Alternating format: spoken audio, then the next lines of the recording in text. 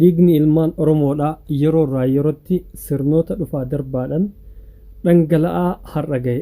Addatti immoo kanneen mana hidhaa keessaa gabbaasanii ajjeesuun sirnootuma kaleessa darbansaniin baay'ee waan addaan jiru miti.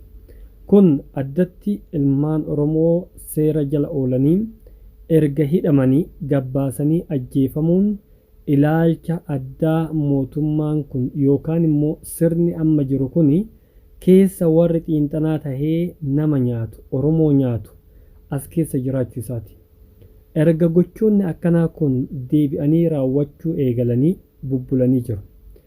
Kaan osoo inni seera jala hin oolle ajjeesaa, isa seera jala ooles ajjeesuun mallattoo abbaa hirrummaa keessaa isa tokkodha. Caasaan nageenyaa, caasaan tikaa kan to'annoo jala nama oolchu.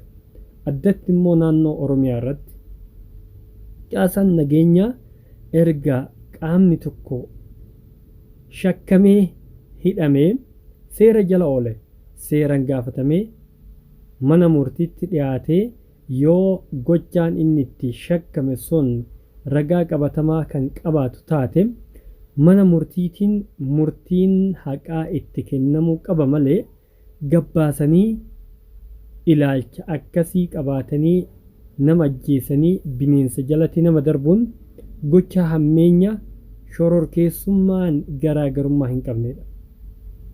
Isa kanaaf ilmaan Oromoo hidhamanii seera jala jiran seeraan murtiin itti kennamuu qaba malee ajjeefamuu hin qaban. Ajjeefamuu hin qaban.